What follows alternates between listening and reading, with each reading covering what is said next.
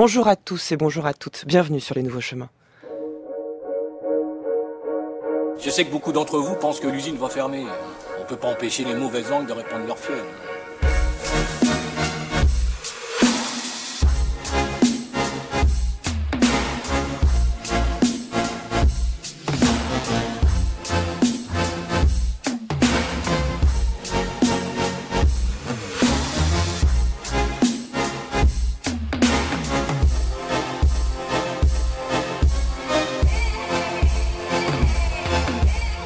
Bienvenue sur les chemins du vendredi où chaque semaine nous donnons la parole aux philosophes contemporains qui s'aventurent dans les dédales de la pensée.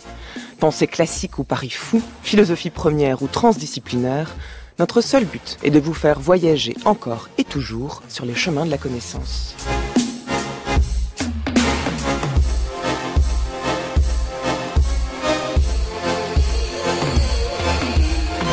Et en cette année de campagne électorale, les 2 minutes papillons de Géraldine Mosna-Savoie que vous retrouvez à 10h50 du lundi au jeudi se transforment tous les vendredis en petits précis philosophiques à l'usage des candidats.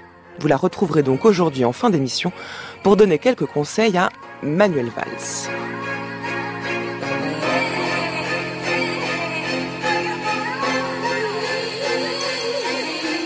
Les affects de la politique est le titre du dernier livre du directeur de recherche en philosophie au CNRS, Frédéric Lordon, dans lequel il propose une lecture de Spinoza qui permet de penser la politique comme un jeu d'affects collectifs.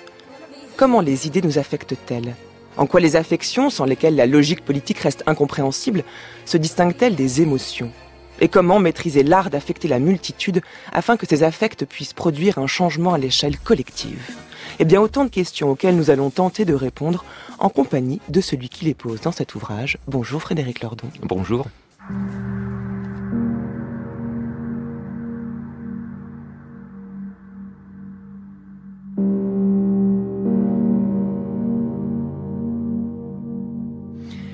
Commençons peut-être par dire ce que ce livre n'est pas, avant de laisser découvrir ce qu'il est. Il n'est ni un traité, ni une exposition systématique. Il n'a non plus, encore moins, aucune visée d'exhaustivité. Il ne s'agissait donc pas de présenter une construction théorique déployée dans toutes ses articulations, mais de montrer comment ça marche, ça quoi, la politique, ou plutôt la politique en ses affects. Disons même davantage, la politique comme milieu essentiellement passionnel. Une lecture rapide accorderait rapidement pareil énoncé, mais sans doute pour en avoir loupé le mot décisif, essentiellement. On le sait bien qu'il y a de la passion dans la politique. Essentiellement dit qu'il n'y a que ça. Et c'est ici que la discussion commence vraiment. Car la vue commune tient que si, évidemment, il y a de la passion dans la politique, il y a aussi des discours, des propositions, des arguments, donc des appels à la raison, même s'ils ne cessent d'être perturbés, par les passions précisément. Or, il va s'agir ici de dire tout autre chose. Même cette part de la politique qu'on croit spontanément rationnelle ou extra-passionnelle, quitte à lui reconnaître sa fragilité, pour en faire justement un idéal en péril, mais un idéal quand même. L'idéal qui, sous toutes les malencontreuses distorsions, dit la vérité profonde de la chose, même cette part d'idéal donc, est en réalité à penser dans la dimension des affects.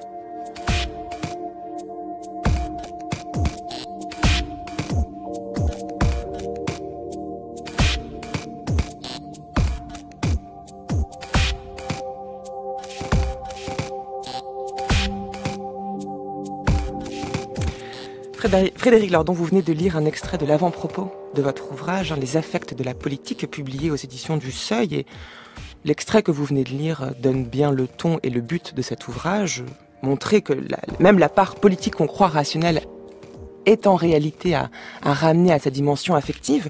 Je rappelle que vous aviez publié en 2013, toujours au Seuil, La Société des affects pour un structuralisme des passions, et puis en 2015, aux éditions de la Fabrique, Imperium, Structure et affect des corps politiques. Pourquoi la nécessité d'un 3e volume sur cette rencontre entre d'un côté les affects et de l'autre la politique ? En réalité, je pense que ça n'est qu'une étape intermédiaire et que la série est appelée à se prolonger. Et à se prolonger pendant longtemps, puisque en réalité, ce travail, comme tous ceux que vous avez bien voulu citer, se situe dans la fibre d'un programme de recherche de long terme, qui a commencé déjà il y a une quinzaine d'années, et qui vise à produire cette hybridation un peu bizarre, peut-être un peu incongrue, consistant à mêler philosophie spinozaise spinoziste et sciences sociales. Le mélange est devenu tel d'ailleurs que je ne sais plus trop moi-même comment qualifier ce que je fais. S'agit-il d'une science sociale spinoziste? S'agit-il d'une philosophie spinoziste appliquée? Il me semble être dans un lieu adisciplinaire ou atopique, ce qui m'embête pas plus que ça d'ailleurs.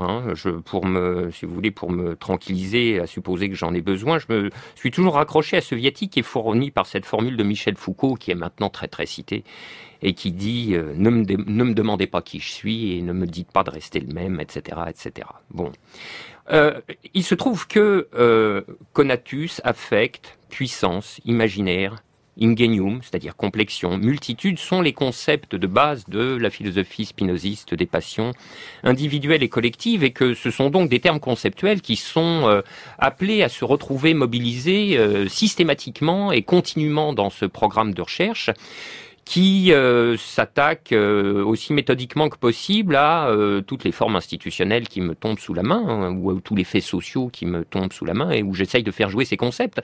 Alors il y a longtemps, j'avais fait un livre sur le don contre don, un peu moins longtemps, un livre sur le rapport salarial, Imperium traite de l'État, et puis alors, là voilà, les affects de la politique, c'est une espèce d'ouvrage intermédiaire, si vous voulez, qui n'a pas la raideur, la raideur d'armature d'Imperium. Je dis ça pour éviter de dire que c'était une fameuse compresse, hein. Mais qui est d'une composition un peu plus rhapsodique et à vocation apéritive. Voilà, il s'agit de faire jouer les concepts. Non pas dans le plan de leur dérivation théorico-théorique, etc., mais directement sur une matière, alors qui parle à tout le monde, hein, qui est la matière politique même, en espérant que les chercheurs en sciences sociales, qui constituent une partie du public composite auquel je m'adresse, seront sensibles à cette proposition.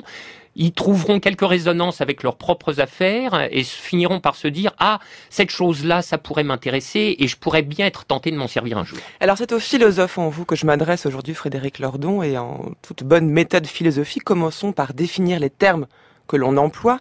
Le titre de votre livre, on l'a dit, c'est les affects de la politique, et cette notion d'affect que vous empruntez à Spinoza revient et structure finalement tout ce livre-là. Je vous propose qu'on entende la définition que Spinoza donne des affects dans la 3e partie de l'éthique, c'est la préface. Pour la plupart, ceux qui ont écrit des affects et de la façon de vivre des hommes semblent traiter non de choses naturelles qui suivent les lois communes de la nature, mais de choses qui sont hors de la nature. On dirait même qu'ils conçoivent l'homme dans la nature comme un empire dans un empire, car ils croient que l'homme perturbe l'ordre de la nature plutôt qu'il ne le suit, qu'il a sur ses actions une absolue puissance et n'est déterminé par ailleurs que par lui-même. Il n'a cependant pas manqué d'hommes très éminents, et nous avons de voir beaucoup à leur travail et leur activité, pour écrire maintes choses remarquables sur la droite façon de vivre et donner aux mortels des conseils pleins de prudence. Mais quant à la nature des affects et à leur force, et ce que peut l'esprit en revanche pour les maîtriser, nul que je sache ne l'a déterminé. Ceux qui aiment mieux maudire les affects et actions des hommes ou en rire plutôt que les comprendre trouveront étonnant que j'entreprenne de traiter des vices et inepties des hommes à la façon géométrique et que je veuille démontrer par raison certaine ce qu'ils ne cessent de proclamer contraire à la raison, vain, absurde et horrible. Mais voici ma raison. Rien ne se fait dans la nature que l'on puisse attribuer à un vice dicelle, car la nature est toujours la même et a partout une seule et même vertu et puissance d'agir. Dans la première partie de votre livre, intitulée Affect Ide Ingenium, vous démontez avec Spinoza les grandes objections qui visent à séparer la politique, qui ne serait gouvernée que par des idées, des arguments, des principes, de ce que Spinoza nomme des affects. Oui, en réalité, toute la manœuvre consiste à repartir d'une résurgence du terme d'émotion qui réapparaît. C'est ça, les affects ne sont pas des émotions. Alors voilà, c'est ça le point important, hein. Longtemps ignoré par les sciences sociales notamment, pour des raisons qui n'étaient pas toutes mauvaises d'ailleurs, les émotions sont en train de faire un retour en force dans la plupart des discours disciplinaires, en sociologie, en histoire, en sciences politiques, etc., et en philosophie de même. Bon. Dans le discours courant, on parle également couramment d'émotion, mais le terme est associé dans un rapport d'antinomie à la raison. Donc la vie politique est régie soit par les émotions, soit par la rationalité ou la raison, et en réalité, cette antinomie est devenue une sorte de topos éditorialiste complètement rebattu, dans lequel se manifeste d'ailleurs en filigrane ce que Bourdieu appelait le racisme de l'intelligence, puisque les émotions évidemment sont réservées au bas peuple et les élites sont les dépositaires de la raison naturelle. Bon, donc il s'agissait de partir de là et d'utiliser cette nouvelle faveur dont jouit le terme d'émotion pour faire un pas de plus et réintroduire la grille de lecture spinoziste qui va considérablement plus loin en disant que bien sûr les émotions sont, si l'on veut, une sous-catégorie des affects, mais que la catégorie d'affect est en réalité beaucoup plus générale, puisqu'elle offre sa dénomination conceptuelle à l'effet produit par une chose sur une autre. Bon. Alors évidemment, si je vous bouscule dans la rue, mon corps heurte votre corps, ça vous affecte, bon, ça vous fait quelque chose. Mais on sait bien qu'on peut dire la même chose des idées, des croyances, des valeurs. D'ailleurs, ça vient aussi tout à fait naturellement dans la conversation courante. Ah, il m'a dit ça, ça m'a affecté. Bon, voilà. Alors c'est ça qu'il faut prendre au sérieux, et c'est ça que Spinoza prend au sérieux. C'est-à-dire l'idée que les idées, parce que Spinoza conçoit les idées rigoureusement, il les conçoit vraiment dans leur nature idéale, et il va jusqu'au bout dans cette prise au sérieux de la nature idéale des idées, c'est-à-dire dans l'hétérogénéité ontologique radicale d'avec l'ordre des corps, d'avec l'ordre des choses étendues. Les idées en tant qu'idées ne peuvent pas en quelque sorte mordre sur les corps, elles ne peuvent pas avoir d'effet sur les corps, elles ne peuvent pas déterminer des actions concrètes des corps, précisément au nom de cette hétérogénéité ontologique radicale. Pourtant, dirions-nous, ah bah oui, mais j'entends quelque chose, je reçois une idée, ça me fait quelque chose, ça m'affecte, donc il se passe bien quelque chose. Qu'est-ce qu'il se passe? Il se passe que ces idées ne nous arrivent jamais sous leur forme idéale pure. Elles nous arrivent toujours accompagnées et on pourrait même dire véhiculées par des affects. Si bien que si le véhicule des affects n'est pas là, l'idée restera impuissante à nous faire faire quelque chose. Et ça, nous le savons bien, il y a des idées qui ne nous font rien.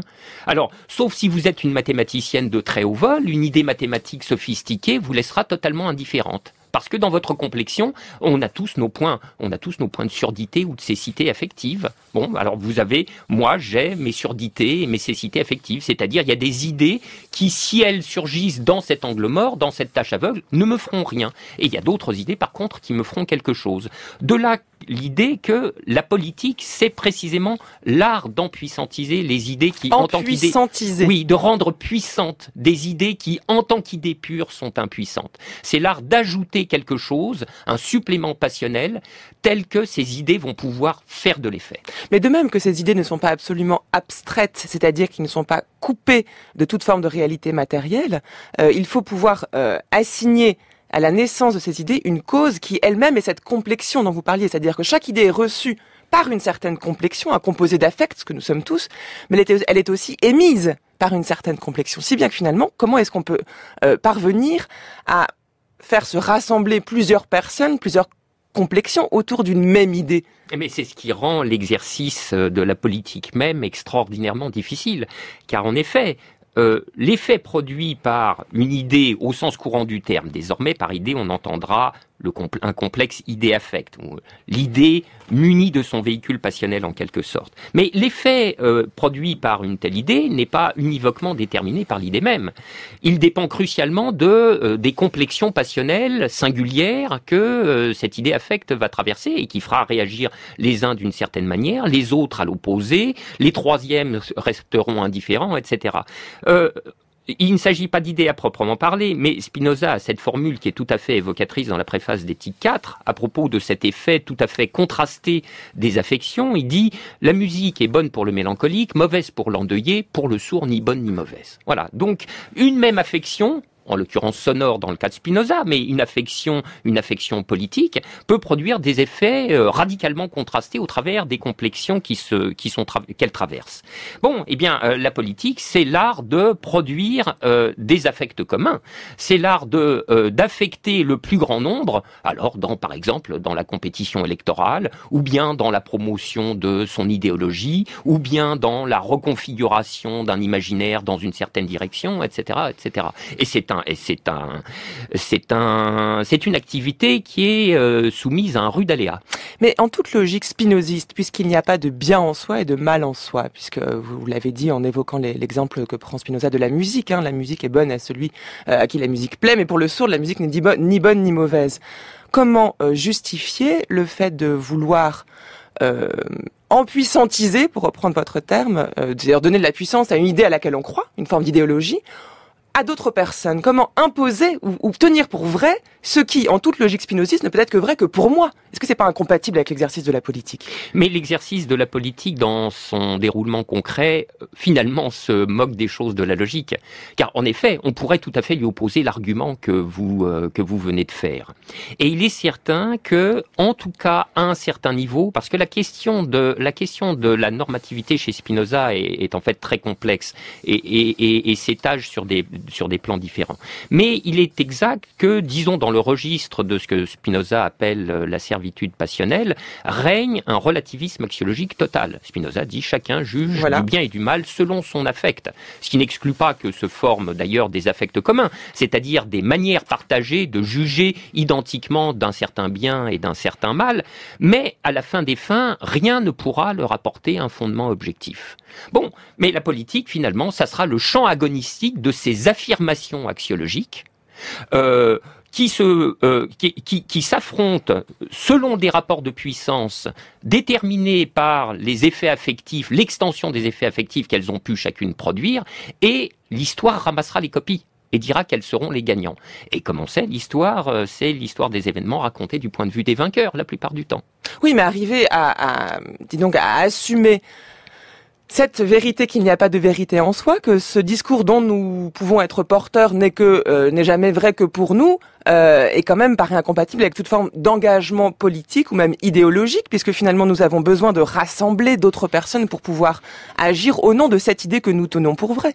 Il y a un problème pragmatique ici. Bien sûr, mais qui est aisément vaincu dans la pratique, puisque dans le concret de l'activité politique, le défaut d'ancrage objectif dans une espèce de raison absolue. On peut pas démontrer qu'on a raison. Exactement. Le défaut d'ancrage objectif qui fonderait absolument l'engagement axiologique et idéologique, etc., est suppléé par la force d'adhésion affective même. Et en quelque sorte, la politique est régie par un décisionnisme des affects. C'est-à-dire, bien sûr, si on va jusqu'au bout du raisonnement, à la fin des fins, oui, je suis incapable de fonder en raison absolument ma position. Mais voilà, c'est ça que je pense quand même. Oui, d'accord. Et à partir de là, il faut déployer des trésors de rhétorique pour arriver à convaincre les autres de m'accompagner dans ce mouvement? Absolument. Il s'agit de... Alors évidemment, ça n'entraîne pas que l'exercice soit un pur chaos agonistique d'affirmation pure et sans suite. Chacun s'efforce d'argumenter en généralité, mais en réalité, si on creusait au bout, aucune des positions ne pourrait se revendiquer de l'ancrage objectif. Ce qu'on pourrait dire, c'est que l'effort d'argumenter en toute généralité est un hommage que les positions particulières rendent au groupe. Il s'agit puisque la généralité même, c'est un appel qui est fait au groupe, puisque c'est un appel au dépassement de la particularité du point de vue depuis lequel la position idéologique ou intellectuelle ou politique est émise. Bon, il s'agit de revendiquer tout de même, envers et contre tout, la position de la généralité, même si elle est inatteignable jusqu'au bout. Et c'est la notion même de multitude qui est très difficile à penser aussi. Comment est-ce qu'on peut transposer à l'échelle collective cette complexion affective que décrit Spinoza à l'échelle individuelle? Ah oui, alors la multitude ne doit pas, il faut pas se laisser abuser par le singulier de la multitude. La multitude dont le statut conceptuel d'ailleurs est très mal commode à cerner. Mais la multitude concrète n'a rien d'homogène. D'abord, elle est toujours déjà structurée, institutionnalisée, clivée, fracturée, conflictuelle, etc. Et précisément, les initiatives politiques se disputent la multitude, se disputent les adhésions passionnelles de la multitude. Comment ne pas retomber systématiquement dans une forme d'abstraction en réalité, même si avec Spinoza vous montrez bien la nécessité de prendre en compte les affects et disons les singularités de chaque complexion d'affects qui va être investie dans le domaine politique, mais finalement on arrive à parler de généralité, de multitude, même on revient à utiliser le terme même d'idée. Finalement il y a la vie politique dans ce qu'elle a de plus réel et de plus pragmatique n'impose pas de faire le deuil d'une forme de rigueur qui, elle, est proprement philosophique. Ah, c'est tout à fait possible et même c'est certain dans le cas de l'analyse que fait Spinoza de la vie politique dans le régime de la servitude passionnelle.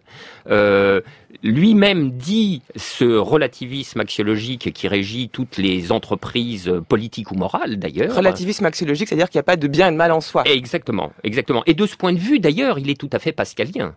On connaît le célèbre vérité en deçà des Pyrénées, erreur au-delà, etc., etc.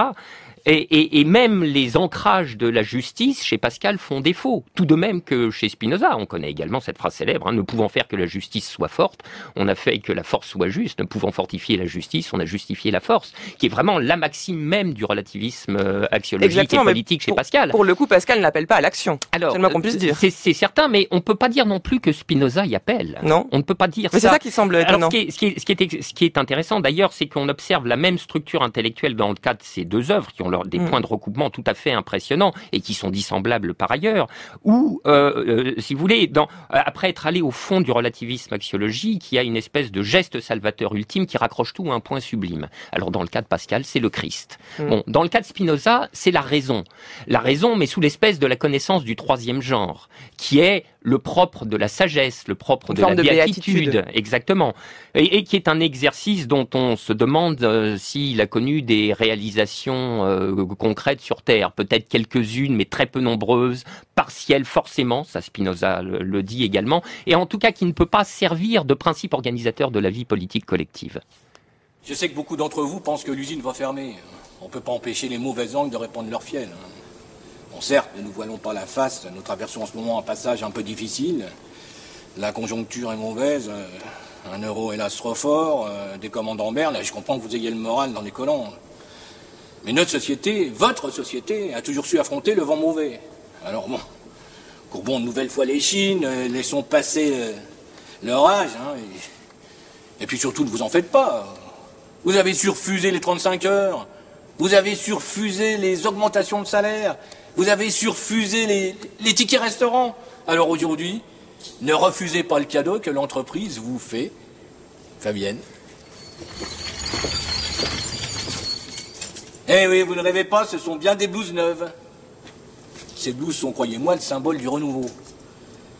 Comble du chic, elles sont siglées à vos noms. Comme quoi, un grand groupe international, souvent trop décrié, peut aussi avoir de petites attentions. Alors, mes amis, désormais, ne cédez plus au misérabilisme ambiant. Battez-vous! Face au péril de la concurrence, montrez que vous êtes déterminés à lutter.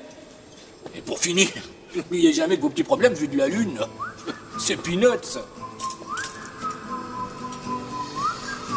Ne nous remerciez pas, c'est pas la peine. Est-ce qu'on a déjà vu des enfants serrer la main du Père Noël? Allez, Fabienne.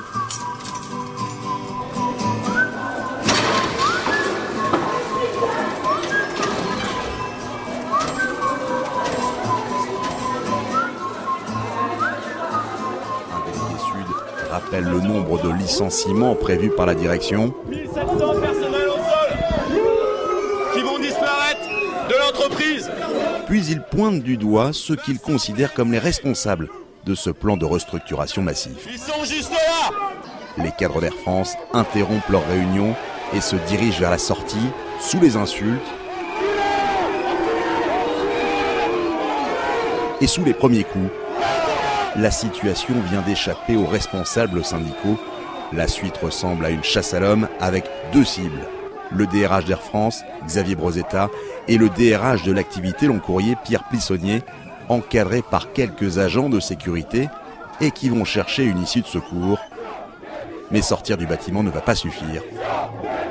Sa veste est déchirée, mais il veut attendre son collègue. Derrière, Xavier Brosetta a perdu ses lunettes, sa veste, sa chemise. Le DRH parvient enfin à s'enfuir, en courant. Mais c'est un autre salarié qui va porter le dernier coup. Il fait partie de la vingtaine de suspects identifiés par la direction. D'un côté, les blouses offertes par le patron du film Louise Michel, le film de Gustave Kervern et de Benoît Delépine, qui va offrir des nouvelles blouses à ses employés dans un discours qu'on pourrait qualifier de démagogique. De l'autre, la veste et la chemise du DRH d'Air France qui est déchirée sous le coup des employés qui l'insultent par la même occasion. Et finalement, de la blouse à la veste, on en arrive au même constat, Frédéric Lordon, à savoir peut-être le danger d'une politique qui va s'ancrer dans la prise en compte des affects. Puisque d'un côté, c'est le danger du paternalisme, ce patron qui sait très bien comment parler à ses employés, qui sait très bien qu'il leur demande de sortir de toute forme de misérabilisme, il sait où appuyer pour se faire entendre. Et de l'autre, la haine des employés d'Air France qui va se substituer à une revendication juste puisqu'elle dénonce une injustice. Est-ce que le danger de cette prise en compte des affects n'est pas de tomber dans cette démagogie pour le pire, là, pour le coup? Moi, j'ai pas du tout la même lecture que vous de l'extrait de Louise Michel. Je crois pas du tout que le patron ait une connaissance précise des complexions passionnelles auxquelles il s'adresse et sur lesquelles il essaye de faire de l'effet. Il tient le discours d'un certain stade du capitalisme néolibéral qui finit par donner de la verroterie en s'imaginant que les salariés vont recevoir ça comme de mirifiques trésors et une générosité sans commune mesure. La suite du film montre bien d'ailleurs que c'est pas du tout comme ça qu'ils vont le comprendre, puisqu'ils vont littéralement essayer de lui faire la peau. Dans le cas de l'affaire d'Air France, en réalité, c'est d'autre chose qu'il s'agit. En tout cas, dans la lecture que j'en fais. Je pense que précisément, il faut suspendre un instant le jugement normatif qu'on porte sur ce genre de scène et se conformer à l'indication de méthode que livre Spinoza dans la fin de la préface d'Éthique 3, dont un extrait nous a été lu au début, où Spinoza dit « Et je considérerais les actions humaines et les appétits comme s'il était question de lignes, de surface ou bien de corps. » Donc il faut d'abord, dans un premier temps, regarder la scène dans sa positivité pure et analyser la dynamique des affects collectifs. De manière géométrique, dit Et Spinoza. de manière géométrique, telle qu'elle joue. Bon, alors, moi, sur cette question, j'ai mes jugements normatifs, ça va sans dire. Mais dans un premier temps, ce qui est intéressant, et c'était l'une des expressions de l'avant-propos, c'est de voir comment ça joue. Et il y a quelque chose de très intéressant de ce point de vue dans la scène d'Air France, puisque les réactions qu'elle produit procède d'un des mécanismes les plus importants pour Spinoza dans la vie passionnelle, qui est le mimétisme des affects. Alors, le mimétisme des affects, ça peut jouer de plein de manières. Lorsqu'on considère un homme générique, un homme sans qualité, affecté d'une certaine manière, dit Spinoza, nous serons affectés semblablement. Il y a une espèce d'éthique de la similitude, en quelque sorte. Et alors, si je vois l'homme générique, en faisant abstraction de toute autre qualité particulière maltraité, alors j'éprouverai de la compassion pour lui. On pourrait dire que quand on voit le pire des salauds se faire lyncher, en faisant abstraction de ce qu'il a été le pire des salauds, eh bien on a de la pitié pour ce qui lui arrive. Alors évidemment, après, ces qualités particulières de salaud reviennent dans le paysage passionnel et activent d'autres modulations du mécanisme imitatif. Spinoza dit bien d'ailleurs que ce mécanisme est modulé par des rapports d'affinité imaginaire préconstitués. Si je me considère comme vraiment semblable à lui, alors mon imitation sera intensifiée. Mais si d'emblée il y avait un rapport d'antipathie avec lui, alors le mécanisme imitatif se retournera en son contraire. Bon, alors effectivement, selon votre complexion, selon la manière dont vous avez déjà pris le parti, soit du dirigeant d'entreprise, soit des salariés, la scène va vous faire des effets qui seront radicalement contrastés. Et alors, ce qui est aussi tout à fait intéressant dans cette histoire, c'est que, en réalité, on ne nous montre qu'une image, bien sûr. Ça, moi, je trouve qu'il y a là, il y a là C'est-à-dire vraiment... que là, vous commentez la construction, disons, Absolument. médiatique. C'est ça, d'un exactement. événement, construction, disons, ou retranscription, mais qui n'est jamais qu'un point de vue. Exactement. C'est-à-dire, pour savoir comment des affects vont être produits, il faut savoir comment l'affection antécédente C'est un extrait de a été BFM TV, construite. en l'occurrence, Voilà, je ne l'ai pas précisé. Voilà, c'est ça. Je trouve qu'il y a là vraiment une occasion sans pareil de faire sens de cette phrase de Godard qu'il utilise à propos du cinéma, et qui dit ça n'est pas une image juste, c'est juste une image. Alors voilà, c'est ça. C'est juste une image, mais presque au sens arithmétique, c'est-à-dire c'est une image sans les images qui ont précédé. C'est-à-dire on nous montre qu'un bout de la séquence et rien de son origine. Ce qui fait qu'on a nécessairement une vision tronquée des choses, et malheureusement c'est la loi de la monstration médiatique qui sélectionne certaines images et pas d'autres. Bon, c'est le montage, c'est la loi du montage. Absolument, c'est la loi du montage, et c'est la loi également du crible idéologique, bien sûr. Il y a des choses que les médias ne nous montreront jamais, et d'autres qu'elles nous montrent systématiquement, comme si elles étaient des effets sans cause. C'est-à-dire d'une manière telle que le mécanisme imitatif, le mimétisme des affects, est orienté dans une certaine direction et pas dans une autre où il pourrait aller identiquement. Alors voilà, là il y a des enjeux qui sont extrêmement importants sur la troncature des images, la monstration sélective, etc., sur le déficit de certaines images. Mais voilà, c'est aussi peut-être que les images qui auraient été nécessaires pour montrer ce qui avait conduit à cet acte de lynchage du DRH d'Air France n'existent pas parce qu'elles n'ont jamais été prises. C'est-à-dire que certaines causes ne sont pas exprimables à travers une image. Alors comment faire pour leur donner une image pour qu'elle soit entendue? Alors voilà, c'est une question décisive de la politique considérée dans sa dimension affective, et un enjeu en réalité extrêmement importante. Il faut restaurer les images manquantes, ou il faut les produire. Alors c'est pour ça que moi pourquoi est-ce qu'il faut restaurer les images manquantes? Parce que bien plus que les discours, les images ont un pouvoir d'affecter qui est tout à fait considérable. Bon, ça on le sait d'expérience, entre une chose reçue par ouï-dire ou une chose vue. C'est-à-dire, si vous entendez le mot violence policière ou si vous voyez le lycéen tabassé entre 3 flics, ça vous fait pas le même effet du tout. Pas le même effet du tout. Et c'est la raison pour laquelle je crois à l'importance politique, mais considérable, de tous les arts de la monstration, documentaire, cinéma de fiction, photographie, BD même, qui peuvent précisément avoir cette fonction politique de la restauration des images manquantes. Vous en oubliez un, c'est la chanson.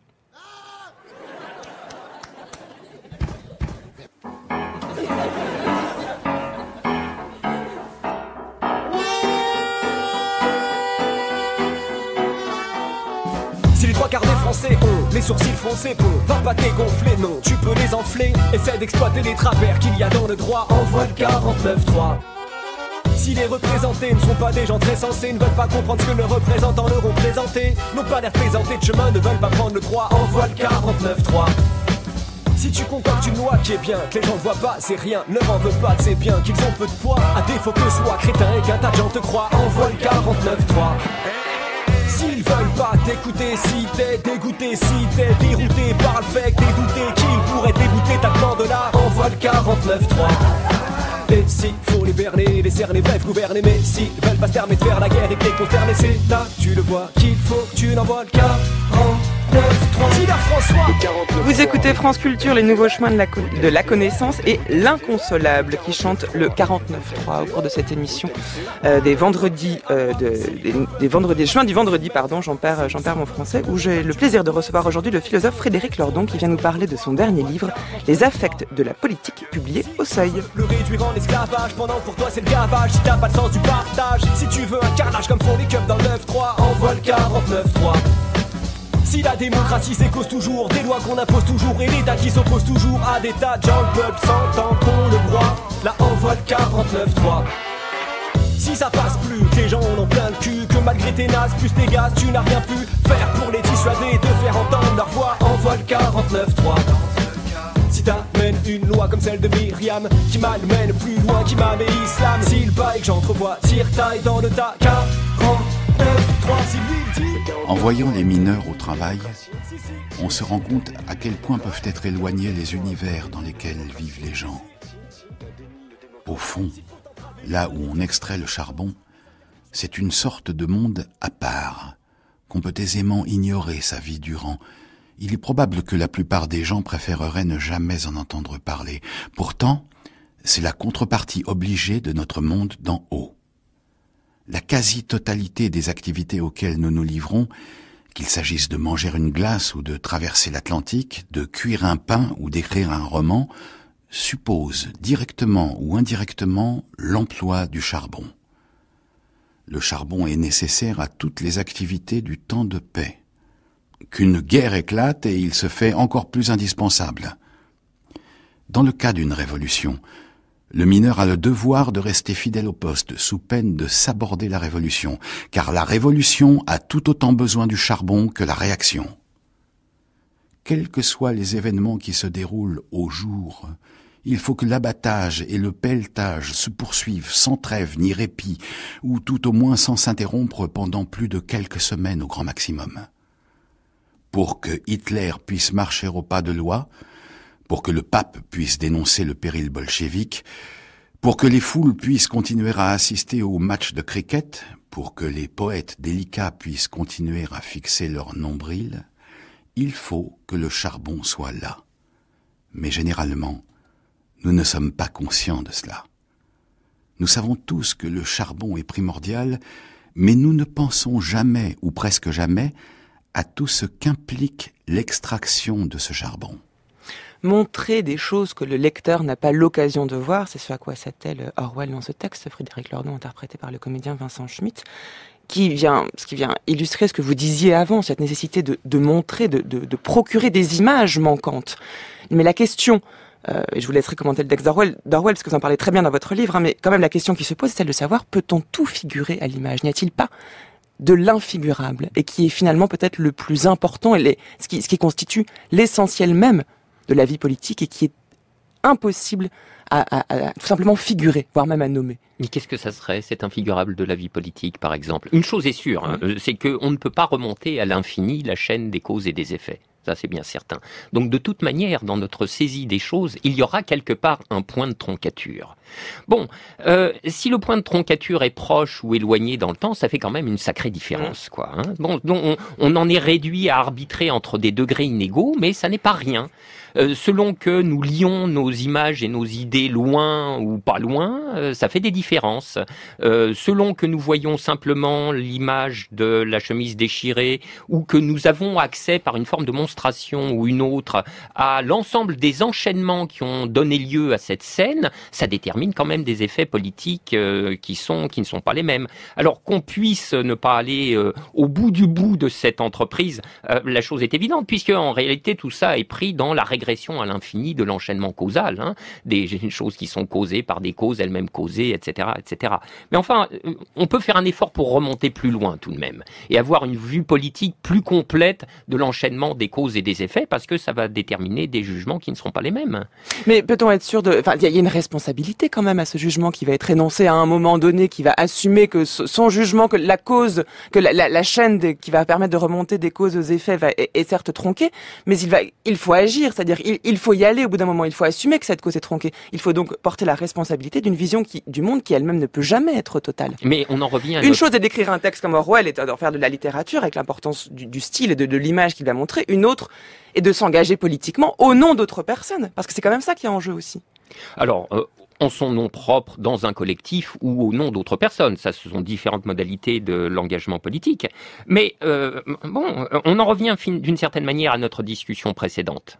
Il n'y aura pas d'ancrage définitif et absolu, c'est exact. Donc c'est très déstabilisant. Cette vue spinoziste de la vie individuelle collective est déstabilisante. Comme le sont toutes les philosophies qui nous appellent à renoncer aux ancrages absolus, et qui nous font connaître que la condition de notre existence est littéralement anarchique. Non pas au sens de la doctrine politique de l'anarchisme, n'est-ce pas, mais au sens étymologique du terme. An, préfixe privatif, et arché, il n'y a pas de fondement, il n'y a pas de point premier, etc., duquel nous pourrions nous soutenir, etc. Et nous vivons individuellement et collectivement, nécessairement dans une forme d'apesanteur ou d'autosustentation, un peu à la façon du baron de Munchausen. Bon, mais c'est une condition qu'il faut assumer. Et à l'intérieur des contraintes définies par celle-ci, il faut essayer de faire au mieux. Mais c'est possible de faire mieux que ce que nous faisons actuellement. C'est très possible. Et précisément, en restaurant les affections manquantes, c'est-à-dire en nous Alors donnant... voilà, comment on s'y prend pour faire ça? Ah bah, c'est comme Orwell, par exemple. On s'y prend comme Orwell par l'effet impressionnant, au sens littéral du terme, par l'effet impressionnant du style, par l'effort de raconter ce qui n'est pas raconté, et de le raconter d'une manière telle que le lecteur va s'en trouver impressionné, c'est-à-dire affecté, c'est-à-dire modifié. Et il est vrai que, eh bien, ça laisse une trace, une lecture pareille. Vous ne pouvez plus regarder vos objets de consommation avec l'innocence première dans laquelle vous les contempliez, cette espèce de satisfaction béate et sans mélange. Lorsque vous en connaissez la contrepartie en termes d'efforts humains et même d'exploitation ou d'aliénation, etc., ça vous fait quelque chose, ça vous plonge dans un certain inconfort, ça vous conduit à réfléchir. De la même manière, par exemple, que lorsqu'on voit des documentaires rares sur la manière dont, les conditions dans lesquelles sont extraites ces matériaux particuliers qu'on appelle les terres rares en Afrique, dans des rapports qu'on ne peut même pas qualifier de salariaux, c'est du néo-esclavagisme, mais des terres rares qui sont indispensables pour la fabrication de nos téléphones portables. Bah, vous regardez pendant un moment, vous allez regarder votre téléphone portable autrement. Oui, mais est-ce qu'on peut pas vous adresser l'objection que vous adressiez au reportage sur les salariés d'Air France qui vont lyncher leur DRH en disant mais là on n'a qu'une image qui montre qu'un certain effet sans connaître les causes. Vous voyez, quand on s'adresse, mais quand on s'intéresse à la forme et à la manière dont les affects créent et reçoivent une certaine idée, quand on dissocie autant la forme du fond, c'est le danger. Oui. Alors là, je ne crois pas, parce que en réalité, mais alors là, il faut sortir de la philosophie. Il faut refaire, il faut refaire une sociologie politique des appareils de la monstration, c'est-à-dire des médias. Quelles sont les images qu'on nous montre dans une majorité écrasante ? Ce ne sont pas celles-là. Ce ne sont pas celles des conditions dans lesquelles sont produites les biens. Ce sont au contraire toutes les jouissances que nous pouvons en tirer. Nous sommes sous des avalanches de publicité, nous sommes sous des avalanches d'émissions qui vantent les mérites de la vie luxueuse, donc la joie des biens marchands, etc., et qui occultent presque systématiquement les conditions de production de ces biens. Donc il s'agit au contraire de défaire un petit peu une asymétrie monumentale. Donc il s'agit pas, on est très très loin d'imposer un point de vue unilatéral qui serait le contraire du point de vue qui est promu actuellement. Non, là, on travaille à rétablir un déséquilibre écrasant. Mais ma question posait sur cette dissociation si dissociation il y a, entre un certain contenu, ce pourquoi nous pouvons nous engager politiquement et la façon dont nous le faisons, puisque finalement, décrire l'importance de l'affect dans le discours politique, et pas simplement de la part de celui qui va se présenter, mais celui qui veut organiser collectivement une action. Eh bien, cet affect-là, il peut être saisi dans un sens comme dans l'autre. C'était le sens d'avoir mis bout à bout l'extrait du film de Louise Michel et du lynchage du DRH d'Air France. Absolument. Chacun ses images, chacun ses adhésions passionnelles, et les plus puissants l'emporteront.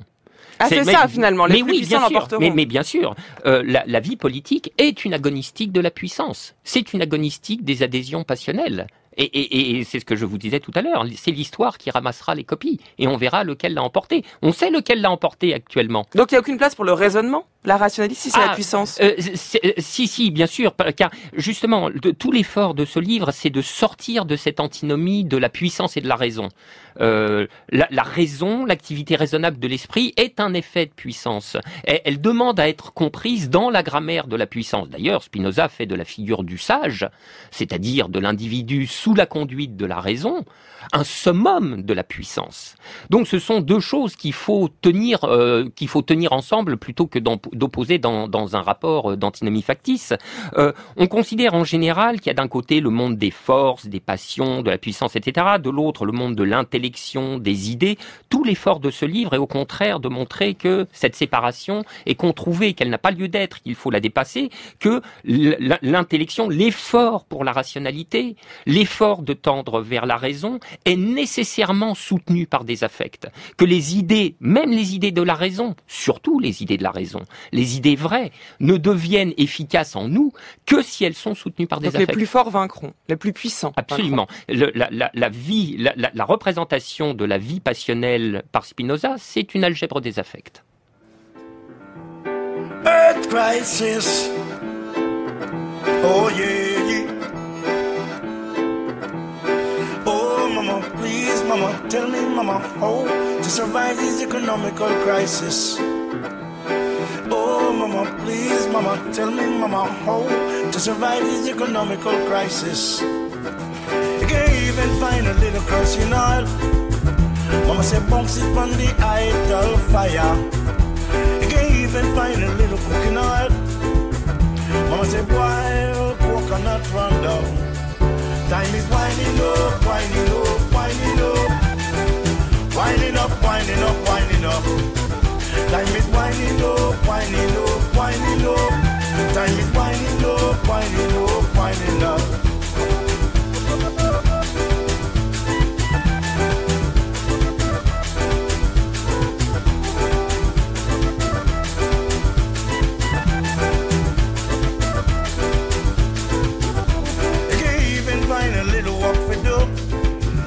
Mama said, Ton, you wanna make some fashion.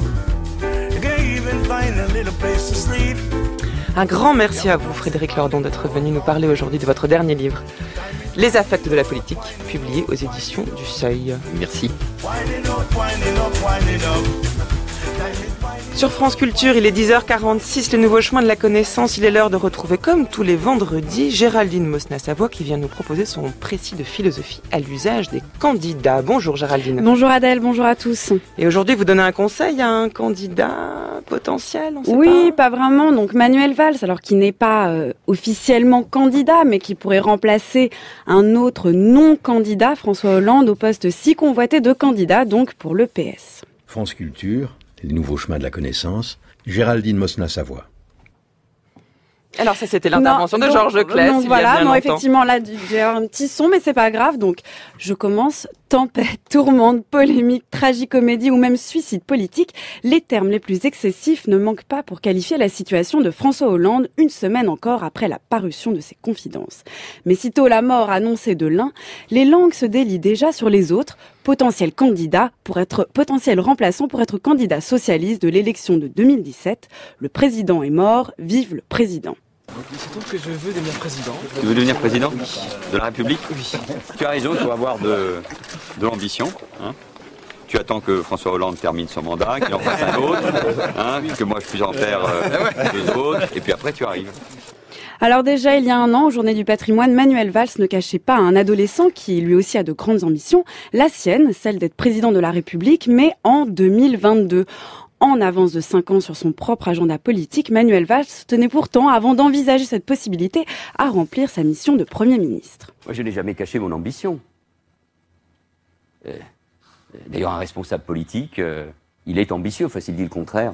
il fait pas ça. Il fait pas ça, il s'engage avec ses convictions, avec, bien sûr, ses objectifs. Mais ma nature, c'est de ne jamais miser sur l'échec de mon propre camp, de ma famille politique. Donc, moi, ce que je veux, c'est que ça va. C'est la réussite du quinquennat de François Hollande. Sachant personne ne vous soupçonne de ne pas être loyal. On vous dit simplement peut-être se préparer. Pas seulement pour lui, même si c'est important. Pas pour nous seulement, mais d'abord pour la France, pour les Français. Donc, encore une fois, comment vous dire les choses? Ma mission, c'est de réformer et peut-être, Nathalie Saint-Cric, c'est de ne pas jouer. C'était aussi il y a un an, mais sur France 2 cette fois-ci, et face aux questions de la journaliste Nathalie Saint-Cric sur sa possible candidature aux élections présidentielles, Manuel Valls ne flanche pas.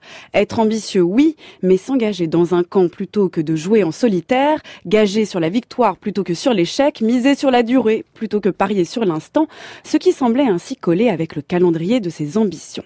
Mais alors que faire quand l'occasion semble se présenter plutôt que prévu, comme c'est peut-être le cas aujourd'hui? Comment faire coïncider la durée avec ce que le philosophe Vladimir Jankélévitch, dans son premier volume du Je ne sais quoi et presque rien, nomme, je cite, un très précieux et très gracieux cadeau de la fortune. L'occasion donc, qui n'a rien de l'accident, de l'incident, de la tuile, de l'imprévu, de la circonstance ou de la conjoncture, mais que l'on peut saisir comme, je cite encore, un cas qui vient à notre rencontre. Moi j'en appelle à la dignité, à la pudeur. Les divisions éloignent les Français de leurs dirigeants. Je sers mon pays, je trace un sillon et j'aime plus que jamais la France. Pudique, Manuel Valls. Pourtant, certains commentateurs ont vu dans ce discours ce dimanche 15 octobre à Saint-Pierre-et-Miquelon la posture d'un potentiel candidat à la présidentielle qui trace justement son sillon. À la question que faire face à l'occasion, Manuel Valls voudrait-il finalement jouer, céder à la tentation du jeu, mais du jeu qui consiste à bluffer, à dire une chose pour en révéler une autre, à jouer contre la montre et plus trop collectif. Alors peut-être, mais entre compter sur la chance et saisir l'occasion, il y a un monde où justement un temps, l'un ne fait que suivre le tempo, l'instant n'en être que le jouer tout en pensant le maîtriser, quand l'autre, nous dit encore Jean Kelevitch, sait épier la bonne heure pour l'accueillir et faire rencontrer son désir avec le moment. Alors votre conseil, Géraldine, Manuel Valls doit-il saisir l'instant propice ? Alors, mon conseil, il vient encore de Jean Kelevitch, donc c'est la kairologie, c'est la manière de saisir le kairos, le bon moment, donc pour devenir et faire coïncider son dessein et le destin. Et il ne s'agit plus alors de faire semblant, mais de sembler ce que l'on est vraiment, potentiel candidat à la candidature ou potentiel candidat à la présidentielle. Merci Géraldine, que Manuel Valls vous entende, et merci à tous. Les nouveaux chemins touchent à leur fin, ainsi que toute cette semaine consacrée à la philosophie du sport jusqu'à jeudi, cette émission consacrée aux affects de la politique, le livre de Frédéric Lordon. Autant d'émissions réécoutables en ligne sur le site de France Culture, mais également téléchargeables, podcastables, afin de les écouter où vous voulez et quand vous voulez. Et on se retrouve lundi prochain pour une nouvelle semaine consacrée cette fois-ci à Federico Fellini, la Dolce Vita, Casanova, 8,5 et Amarcord. Ce sera le programme ciné-philosophique de la semaine prochaine. Un grand merci à l'équipe des Nouveaux Chemins à l'issue de cette semaine. Géraldine Mosna-Savoie bien sûr, Marianne Chassor, Ariane Mintz, Pierre Brossard, Antoine Ravon, Olivier Bétard à la réalisation cette semaine, Jacques Hubert à la prise de son.